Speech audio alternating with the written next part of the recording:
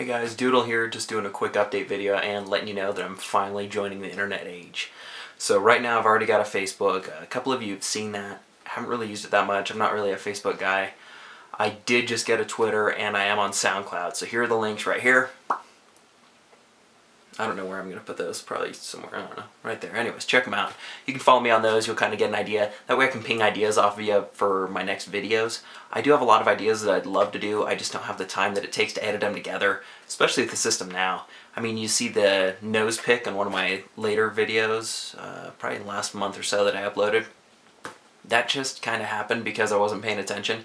When I edit it, I have to watch all my different clips probably 1 or 2 times. I'll do notes. Then I start jamming them together. I've tried to get a lot better as I've gone on and just film it in one take. These helmet reviews I did, one take. The only time I ever have to cut them off is when I'm like, you know, I burp or I say something wildly inappropriate. So then I'll just cut out like, 10 seconds worth. Other than that, it's just one straight shot all the way through. I like doing that. It's easier, it's more natural, it's less jumpy and throwing them all together, and then I don't have as much of a chance of repeating myself. But I want to just drop you guys a line, let you know that I am, on Twitter, on YouTube, or whatever. So I figured I would do something kind of cool, and I was thinking, hey, whenever people open up a channel like that, they always want to do giveaways and give away free stuff. In my case, I don't want to, dip into my pockets and spend a bunch of money on prizes, and I can't really, give away TMP prizes, so I thought I'll just give away some shit that I was going to toss anyways. So, first prize for, I don't know how I'm going to do it on the Twitter thing. Maybe I'll just do like a tweet and then someone will have to answer a question or something, but you're competing for pretty much garbage anyways, so I'm going to throw like some just dumb crap at you guys, just to kind of get it off my hands. Prize number 1 is this Logitech mouse I found under my bed. It's a USB mouse, it's fantastic, it's laser. I don't know where it came from, but guess what? It's yours. First place. Isn't that a prize? I did find a stack of error hats. That's like if one of the stitching's off on them or something, they have some kind of thing that we don't really think they're up to par to sell to people. So usually we just kind of stash them aside and then we'll bust through them and we'll kind of destroy them in adventures or something. I'll send out a couple of those. I probably have like 5 or 7 that I have lying around, so if you want one that maybe has something crooked, maybe it's missing a stitch, something went a little wrong with it, go ahead and enter this too. You can follow me here. Do I have it? Yeah, I got some space right here. Anyways, that won't be too hard. Yeah, you'll have that to go through. Other news, I was going to answer a couple comments and stuff. Valentine's Day came and went without issue. I just worked on my bike. I kind of had to do some maintenance on it. It was acting weird. It kind of blasted smoke all over every time I hit wide open throttle, which was a little weird, but I figured it out now, I think. Yeah, not really any girls that I wanted to see. I was kind of going out with this girl for a little while, and it was awkward because we both kind of wanted the other one to like us more than we liked them. Like, we would work as friends, but not really, getting together ever. And I got the vibe after, the 3rd time we were out. I was like, I'm not into her, and she's not into me. But there's kind of this undertow of irritation. Like, both of us are so accustomed to being the one yeah, I don't know, she's okay. And the other one's totally into him. We were both expecting the other one to be like, oh, totally, I really like you. But it just didn't click, so we were just kind of obstinately waiting there until someone would be like, fine, I'm into it. And then, we could go our separate ways. That was awkward, but yeah, we haven't really talked much since then. What else? So one thing I've been considering doing, and much to Suspect's urging, he really wants to do video game coverage because that's something that we've done ever since we were kids. We'll always get together and play games, and I make fun of him because he's much more of a gamer than I am. I'm really irritated by the gamer culture. I think a lot of it is just really... it's very youth-oriented, it's very just flash-in-the-pan style stuff. They're always just producing lots of gaming content on YouTube. Some of it's funny, most of it's garbage. I don't want to contribute to that. It's just kind of against my heuristics. I wouldn't feel good just pumping out a bunch of commentary videos on stuff, which is too bad because we're always just rolling on the floor laughing at the stuff we're saying, and we always have a great old time because I see them with a critical eye. I don't play games like other guys do. Every season there's some new Call of Duty coming out and everyone's like, oh dude, it sucks, it's gonna be the gayest, I hate it, I'm not even gonna go near it. Next thing you know, there's the same bastards buying $80 DLC every other week. It's ridiculous. The whole industry is built on a bunch of people that say they hate DLC and they hate EA, yet they still buy all their stuff. I don't know. I just like making fun of a lot of them. We'd have a lot of fun doing that, but I'm just a little hesitant. So let me know in the comments what you think about that. He's actually been pushing me to do this for about 2 years now. He wanted to do it back in the day when he found out that was a thing, and he thought it would be really funny to just, you know, share in the fun of that. That's actually why I was pinging a couple ideas off you guys on Facebook last week. I was wondering if there would be any interest in doing like the same thing, kind of a Mystery Science Theater with some of these dumb anime things, because you don't really see that as much. It's more of a subset. You know, there are all kinds of things. People do bad movies, people do video games. There isn't as much of that in some of the other media that we have out there. I think anime would be hilarious. Doing an entire thing of whatever the one with the giants is, that would just be awesomely fun. Other things. Dude, I tried to insure the Hayabusa this week. It was literally $3,000 for a $2,000 deductible on comprehensive and collision. I can't afford to fix that bike, so I kind of need like good insurance on it. So if you guys in the comments have any idea the cheapest ones, right now I'm with Progressive through USAA, and Dairyland Cycle quoted me really high. They're all pretty much in the $3,000 range. I'd really like to ride the Hayabusa, but I can't really afford to as it is. In other news, oh, it's gone. I was going to do, I was going to throw some street tires on one of those KTMs. That'd be pretty fun to do some street tarting and all that, even though I'm not much of a wheelie guy. I'm kind of like a dog. I'm not really good in the air. Like, I can't jump bikes. I can't really jump places. I'm more of like a slow, fat goat. I can just kind of like crawl my way around stuff. Not really my thing, like hopping around. So I don't know if the motard thing would be my style. I do like that it's light, and I love that it's really punchy, and I don't know. I just like that whole thing. I really love the Hyper Motard. Anything where I could kind of emulate that same kind of style, I'd love. Someone asked about Walking Dead. For a while there, I used to kind of keep up on TV and all that. It's kind of going by the wayside now. I just don't have the time. I've never been much into zombie stuff. You know, maybe for the first year or two that it was out. We've all talked about that before. The kind of cheesy, hide it under the table, you know, you can prepare and be ready for a zombie apocalypse. You're just practicing killing people without any of the moral obligations or any of the deep things that I think Walking Dead would be better served, and that's what gets people, as a survivor tale, and it's about the people and the characters. That's really what keeps people going in, not just like the violence and gore and stuff. To me, it would be a lot more enthralling if it were kind of like a Jericho-style thing, where it's not just zombies, because it's such a cop-out. You get rid of a lot of the dense character and morality that comes with killing people in a survival situation. It's really intense, it's really fierce, and it would be a very cool idea, but it would not translate well in culture because people can't handle it. They don't even want to think about it. I personally don't really watch Walking Dead and all that stuff because when I have time, usually I only do it like if I'm on a treadmill or something, and I'm like, yeah, what's on TV? I'm more of like a comedy guy. I don't really like depressing stuff as much. There's enough depressing stuff going on all over. Yeah, and the preparedness thing and survival, it just brings me back to all the times growing up that we'd be, you know, doing preparedness and survival and all that. I don't know. It's not as fun to me. Other questions. Bradford Taylor, you said, does the top of Nutton's head even exist? Yes, it does. And it looks like this 20 years from now. Although I don't know if I'm balding or what, because this has been receded for a couple years. And this is kind of, like right now it's greasy. I don't think I showered today or maybe even yesterday. Yeah, no, I like ran. I went for a run at 1 a.m. or something and then just went straight to bed because my covers are already dirty. That's the life I lead right now. Yeah, it's kind of like this. He's held on to his hair pretty tenaciously. Seems like I am too. Odd though, because, you know, his wife, well, my mother, we'll talk about that in a sec. Her dad has really thick, like wavy Santa Claus hair, so I don't know. Maybe it's like that.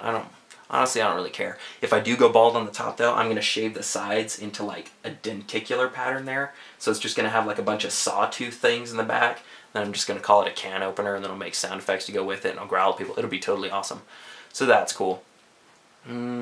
People keep adding me to circles. I'm always getting like notifications that I'm being added to a circle in Google+.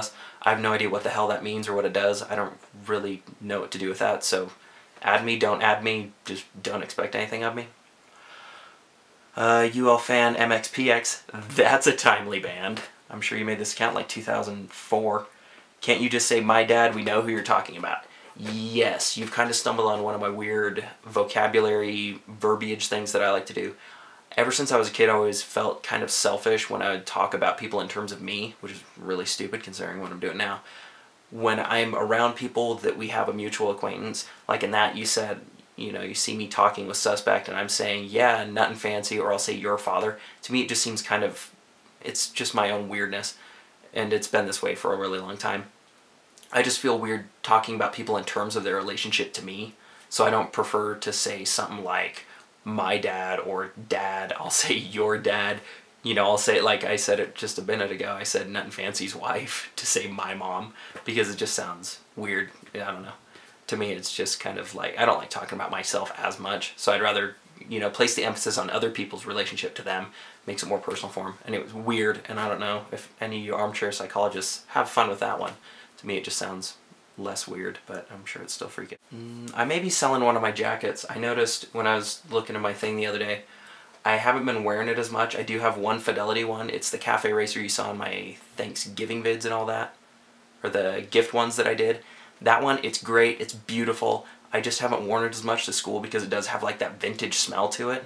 And I even took it to a dry cleaners, had them do leather cleaning. I've like conditioned it. I've done everything I can. It's still, you don't smell it like really strong when you're probably 6 feet away. But when you're close in the vicinity, you're like, someone's wearing old leather stuff. And I just can't really do that at school as much when I'm like in tiny spaces and all that. So that's probably going up on the store. I'll put it up there for more or less what I got it for. I feel kind of embarrassed about that speech thing now. I mean, I'm not like, you know, Jack and Agar, but I still speak weirdly sometimes. You can tell I outpace my thought process a lot of times in the videos. You'll see it in these helmet reviews that are uploading, which, look at that 93%.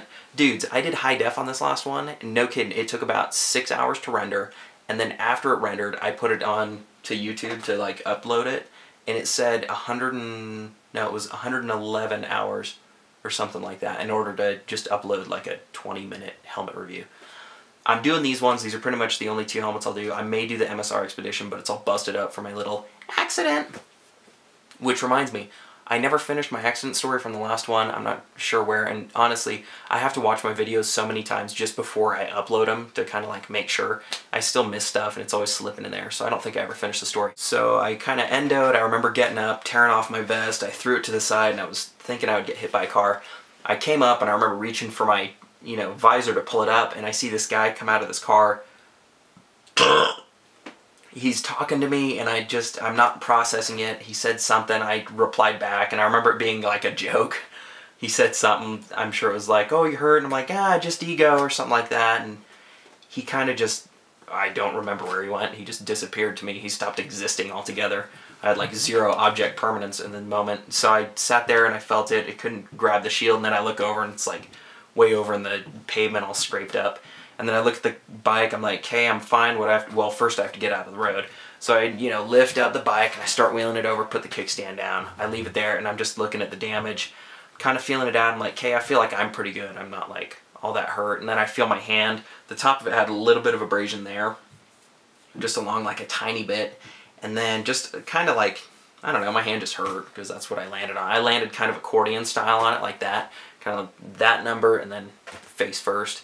So I was able to break my fall a little bit before I landed on my head. Luckily, helmet and everything, head air, all that gear really worked.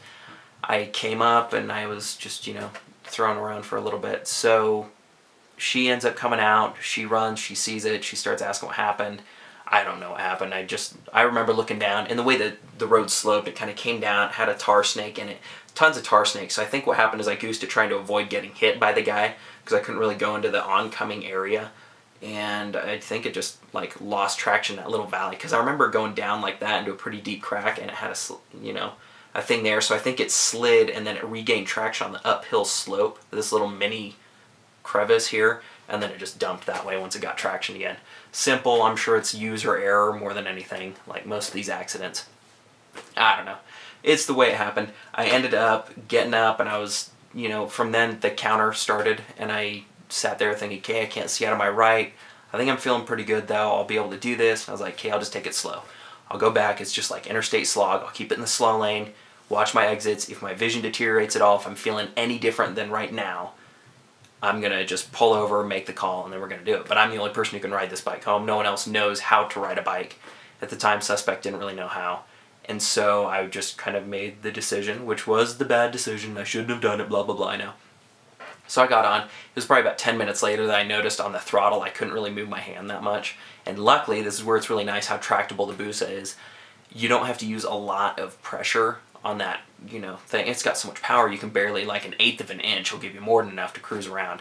So I was just kind of noodling there, and I remember kind of leaving like my fingers out over time, so I was just kind of like doing this okay sign as I'm driving around. I had my sunglasses on, just kind of you know, gunning it back home. Everything kind of worked out. I got my vision back in about 15 minutes, at least, because the left side was working the whole time, so I was just checking it and making sure.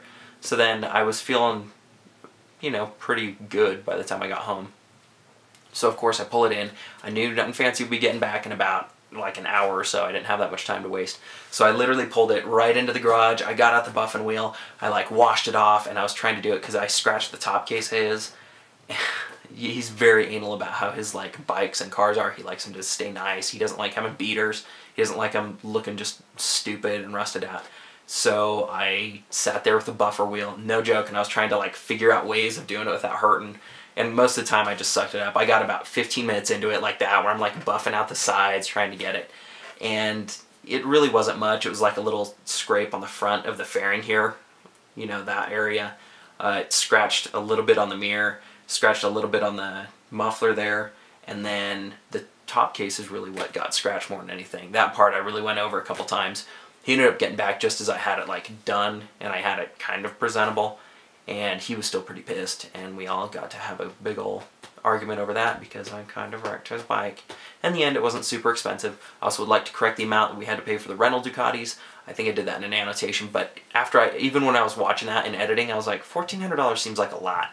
I remember the bags themselves, I think were about $400 or $500. We had to replace those, and supposedly we were going to get them shipped to us or something. I've never seen them, so who knows. Yeah, that sucked. I think the handguards were about 100 or so maybe it was like 6 or 5, something like that. I'm pretty sure the bags were around 400 though. Still a lot of money. My bike actually looks a lot different than the last time you saw it, that V-Strom. I spent a little bit of time playing around with it when I was busted up over the winter, and so it looks different. I like it now. I'll show you. I'll probably give you a little run through on that, and I'm sure it'll upset some of the more staid, strong people. A lot of you guys were talking about the desk and how you like it. These are a lot of different things. A lot of them are just like money from places I've been. There's like some funky things there. There's like you know, little art prints and stuff. These are ones that Suspect have done, or, has done. He's actually been an artist ever since he was a kid. He does a lot of our graphics and stuff. And these are old like sketches that he did of like cute Star Wars things when he was a lot younger. And so I've kept these over time, and I even have like a club card that he gave me. That's this one. It's under this glass. It's like something he gave me when he was 6. I just like to keep things that are of worth to me. And yeah, there are a lot of different things. There are like some patches I found in places. And I'm probably going to throw some more stuff under it. If you're wondering about the Pokemon cards, yes. Part of that is a callback to when I was a kid. And a lot of them surprisingly have value. Like I stumbled on them when I was moving back home, and I was like, well, that's kind of cool. Like it takes you back, and it's kind of it's part of the collective zeitgeist of my generation. Everyone had them. Everyone knows what they are. And I think at one point in time when I was laid up, I was kind of high, and I like went in and bought a bunch because, you know, it wasn't too long after the accident I had like parcels of these coming in the mail. So I think recuperating me kind of did myself a favor, and I like went through and got some of the ones that I wanted when I was really young. I'm sure you can get them for like 80 cents a piece, but you know, sometimes that happens. So yeah, that's it for all of my updates and all that. Go ahead and check the store. Someone emailed me today looking for blades if we're going to sell any more. Nothing's not really around right now, so I'll have to check and see what ones he wants to get rid of.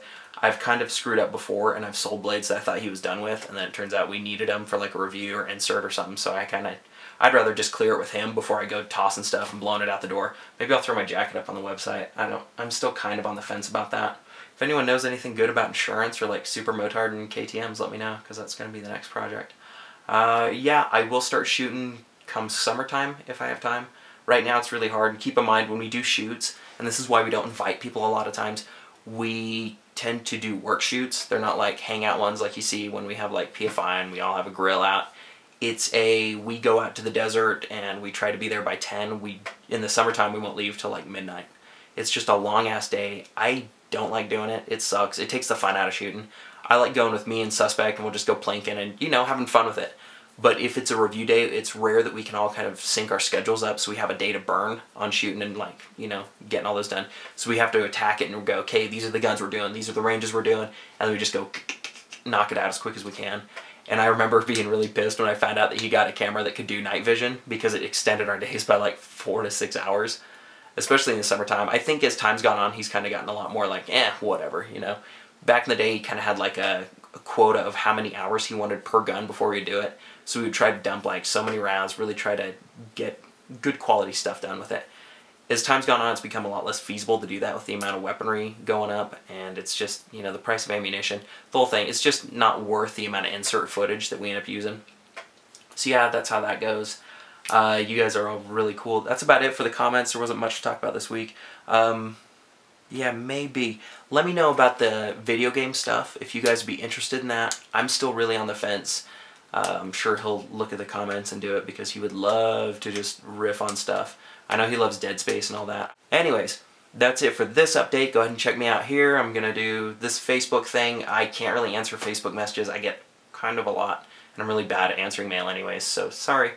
There's that, there's my Twitter, there's my SoundCloud. Go ahead and check those out. Again, I update none of them religiously, but you get what you get. Maybe I'll throw some one-liners up. I did preview a sticker design that I'm working on with Suspect. You may see that. That's on my Twitter right now. You can go ahead and throw some feedback in the video. Go ahead and do that. I'll check the comments for the next week or so. Also, the last couple vids have had the highest female viewership we've had for like years. On Nutton's channel, I remember looking back in the day and it was like, whoa dude, we're in 5%! And it was like that for a month, and then it went down to 3%. And I think we've been hovering around, at least these are the people that have YouTube accounts and they profess to be women. On mine, at least for the last couple, it was saying that like 3 or 4% for one of them. Like, that's insane. 4% of women. Soon we'll have like Snuggle Tide Bears and stuff advertising instead of whatever it is now. I'm hoping it's Revzilla. Please be Revzilla. That'd be cool. Anyways, that's it for this week. Go ahead and check out the helmet reviews. They should post, oh cool, 98%. The AGV Horizon's going to be first. AGV, I think the AXA, RXA, Evo, whatever that thing is, Dual Sport. I just clipped those off real quick. Keep in mind I was still quite sick when I was doing it. If you're wondering why I burp so much in these videos, it's because generally I have the camera like right here. I tend to talk fairly quick. It's, you know, a good clip that I'm doing it at. And I get really paranoid that you can hear me breathing like an auctioneer or like an extemp debater as I'm sitting there right next to it. So I'll be talking at this pace and I'll just go... I think when I'm doing that, I tend to talk and breathe, and sometimes I'm just sucking in air because I don't burp like all the time in normal speech, and I'm just like walking around. I'm not like blowing, you know, burps everywhere. So there are some fun clips that I've edited together. I kind of wish I could do a supercut with all the expletives that I say, because I'll be in the middle of a phrase like this and I'll just go bleh, and then, you know, I'll say something that I have to edit out to keep the virgin ears of YouTube clean, and then everyone's happy with that. Yeah, that's it. That's all I got. There weren't many comments in the last one. Go ahead and ask some in this. Maybe I'll address them next week. I like these to kind of keep everyone in the loop. Go ahead and check out the things, the links or whatever. I'm not going to put in a third annotation. Twice is enough. Alright, see you guys.